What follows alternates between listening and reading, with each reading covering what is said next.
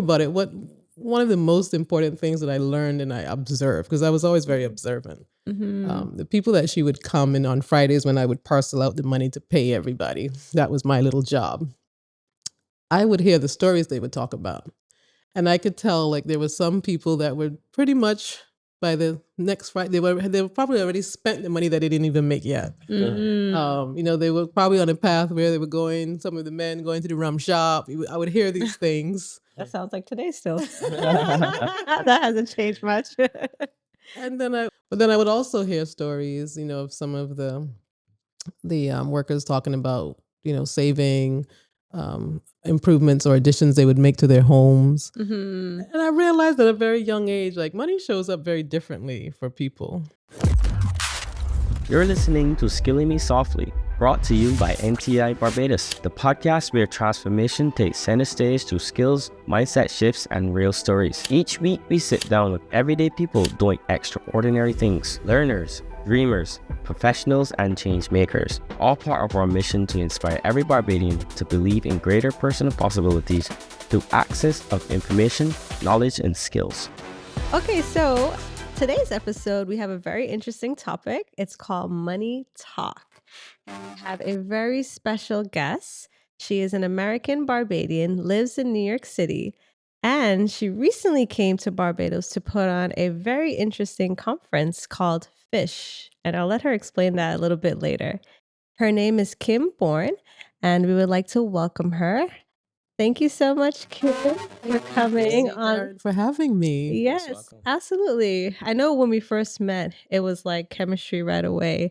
And it's very kind, caring, and you can really tell how much you really care about people. And so, that really stood out to me, when we met you at the conference, which I would love to hear a lot about and kind of share, because that was your first conference as well that you put on, and it happened to be right here in Barbados.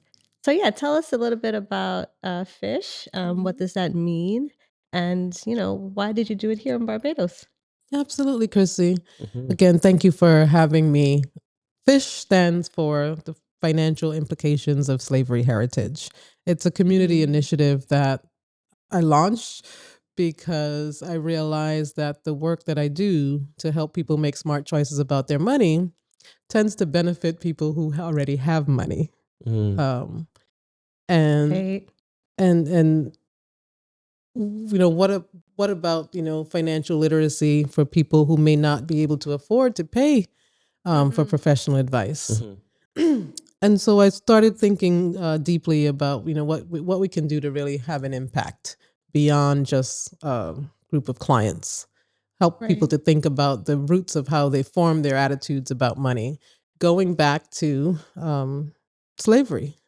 So that's kind of been the birth of the conference, as you said, is a Legacy Capacity Summit, because we do need to think about our past, our present.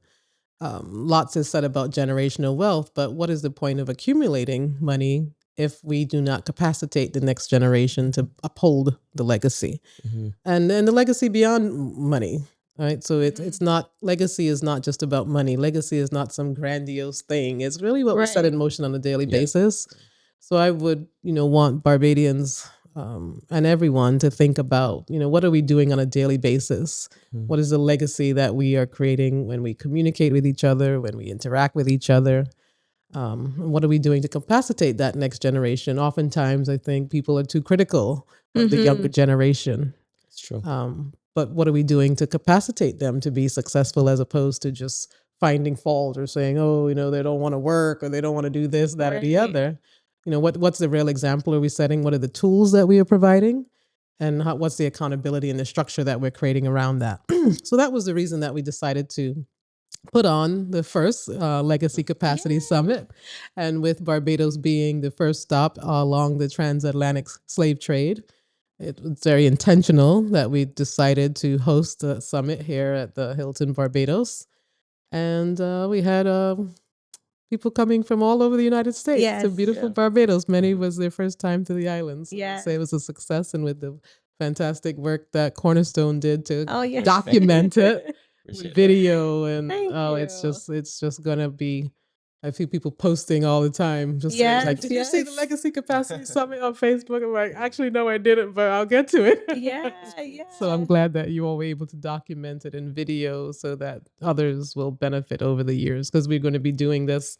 This was the first, but over this next 4 years, the legacy that we are honored to uphold is that of Dr. Maya Angelou. And bringing in art into that legacy. We had a local Barbadian artist, Jacqueline Hines, to Yes. create the first of 5 portraits of Dr. Angelou. So Yeah. we're excited. And she's super talented. She is. Oh my goodness. Her work is phenomenal. Out this world. Man. Yeah. She is. Yeah. And so, I mean, you must have very deep Barbadian roots. I know that we talked a little bit about you coming here in the summertime, growing up with your grandmother. And, we would like to know just a bit more about your childhood and how was that for you? You're very knowledgeable in wealth and helping people make smart money decisions. Was that something you grew up with? Was that part of your legacy? Yeah. Well, it's interesting. Like, similar to Dr. Angelou, I guess during in the past there was a tendency. I'm sure there are Barbadians who know there was kind of like this shipping off of the younger generation to the South in the United States. Yeah. Dr. Angela kind of shipped off to her grandmother, so I was flown over to Barbados to be with my grandmother, and my mother was still in college and so forth. So I had the benefit, even though I was born in New York City, to kind of be raised with that wisdom of an older person.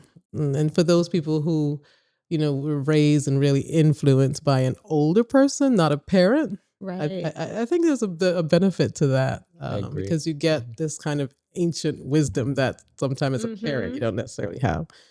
So that absolutely shaped my life journey and also my attitudes about money. My grandmother supported herself from her farming, right? That's what I saw. Wow. That's, she planted, she didn't work for anyone, and she made it work. She was able to build her beautiful home in St. James and sell her crops. True entrepreneur. True entrepreneur. Oh my goodness, from the absolutely. beginning. True entrepreneur. And, I wish she would have allowed me, though, to get more hands-on practical experience with the crops. She said, stay inside and read a book. And, and so I would wait till she would come in with the buckets with the peas, and I would shell the peas, and I would also organize the money, because she did it on a large scale for back in those days. She had people that would come and work, and wow. And trucks would come. She would supply. Back in those days, it was Elmer's Supermarket. I think it's Jordan's now in Speightstown. So I'm dating myself. But she didn't just she would give to people who didn't have, but then she would sell, and it was enough to provide for our family. That's beautiful. Yeah, but as I think about it, one of the most important things that I learned and I observed, because I was always very observant. The people that she would come in on Fridays when I would parcel out the money to pay everybody, that was my little job. I would hear the stories they would talk about. And I could tell, like, there were some people that were pretty much by the next Friday, they were probably already spent the money that they didn't even make yet. They were probably on a path where they were going, some of the men going to the rum shop. I would hear these things. That sounds like today still. That hasn't changed much. But then I would also hear stories, of some of the workers talking about, saving, improvements or additions they would make to their homes. And I realized at a very young age, like, money shows up very differently for people. And I couldn't even appreciate it then, because along my journey, I was always good with numbers, good with math. So I said, I'm kind of an accountant. That's stable, that's safe. But I didn't find it as rewarding. And it took time for me to realize that what I was really fascinated with is not just money or numbers, or it was the relationship that people have with their money. And I always think back to listening to how they would describe their money and the impact, whether it was, saving to pay for their children to go to a private school, and just a lot of different conversation that I had the benefit of listening to these people that would assist with the farming. So from that time till now, right, do you find that there's some of the same challenges, or has it changed throughout that time? I think it's been more of the same. each individual has a different relationship with their money. I think it centers around values. People's values don't tend to change that much. Their goals will change because as you accomplish one goal, you set a goal and you move on. Okay, you want to do something else. But what's at a person's core, the things that they hold most, true, doesn't change a whole lot over a person's lifetime. And so when I when I talk to people, whether it's a client or anyone, I always like to know, like, well, what makes this person tick? What's important about money? And when you really explore what's important about money to you, then you'll find yourself making better decisions. Right. Yeah. That's interesting because, when you grow up, depending on how you grow up, right, you kind of take on the wisdom of money based upon your family. If you see that your family is big into savings, you grow up with that habit. Now, what about people who've grown and seen their parents just spend on the spot because, they have to struggle to, pay rent, food, things like that?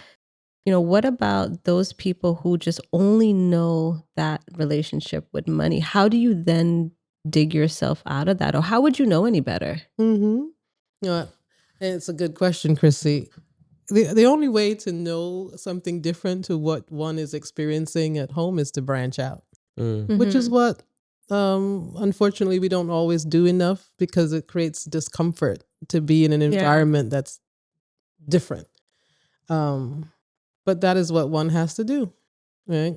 When you think about, Dr. Angelou, and she talks about how much we delight in the beauty of the butterfly, right? But what did the butterfly have to do to get that beauty? It couldn't stay in the cocoon, for sure. And so, for those of us who, and certainly me in many ways, like,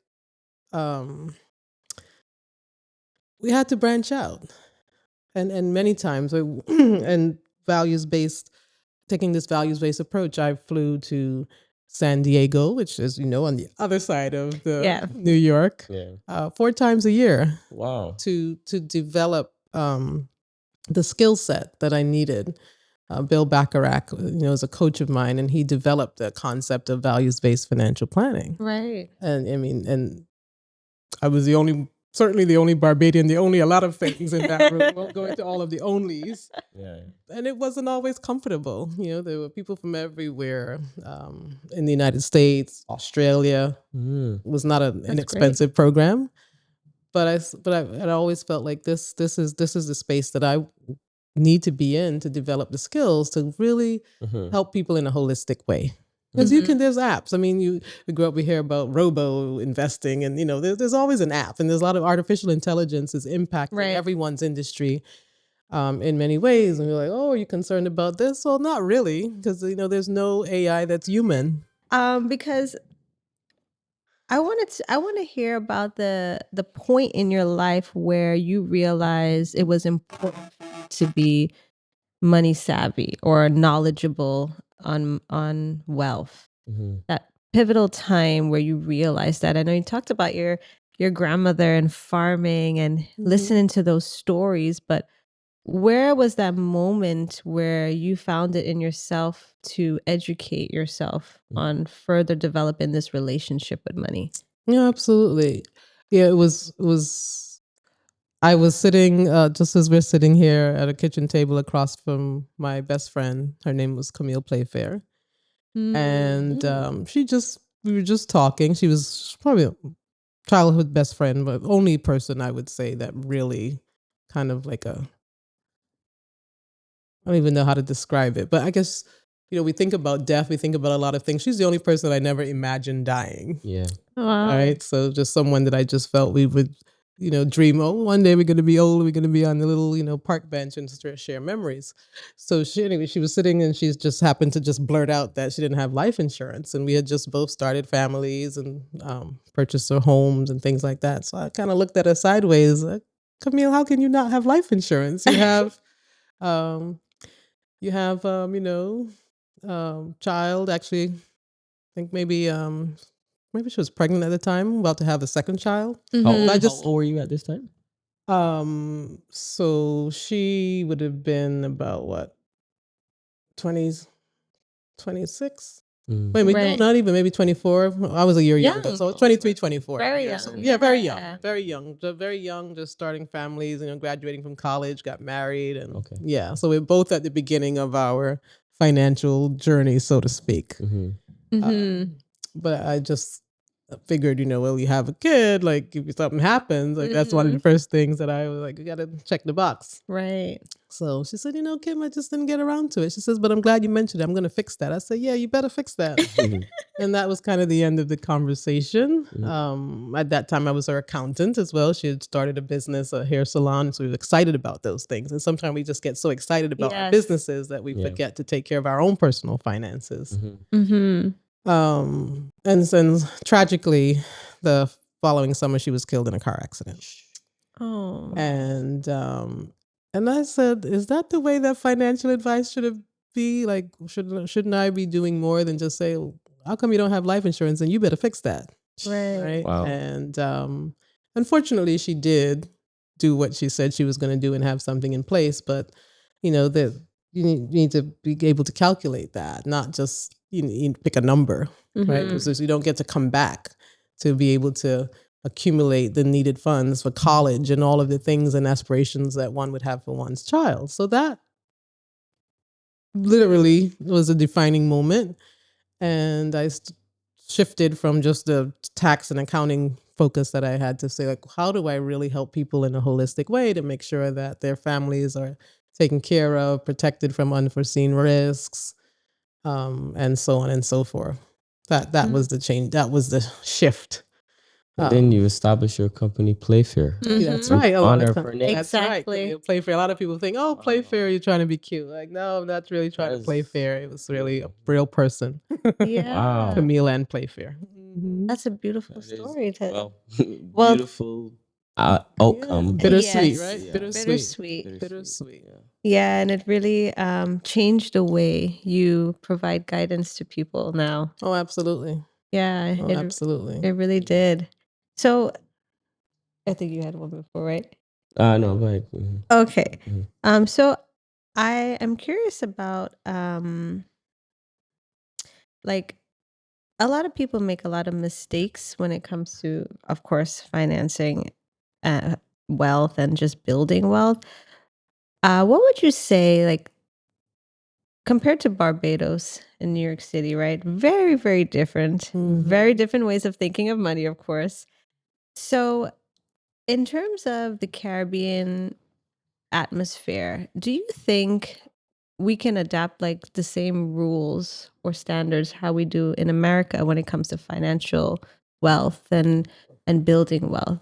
In the Caribbean we might be a little limited, right? But do you think it's still possible to do to build that wealth and legacy with the limitations? Yeah, I guess it depends on how we think about the limitations. There's never a month that goes by that someone doesn't remind me what a wonderful prime minister we have here in Barbados, and just the different speeches that she's made that people catch on YouTube. I mean, when you ask me that question, one that comes to mind was when I heard our wonderful prime minister talking about Barbados and growing up as a child, and she said something along the lines of, she never. She realized that, Barbados would never be able to be the country to put a man on the moon. And until she said that, it never dawned on me that, a country couldn't put a man on the moon, because I had the benefit of, being an American. I just grew up thinking anybody could do whatever they want to do if they really put their mind and their resources to it.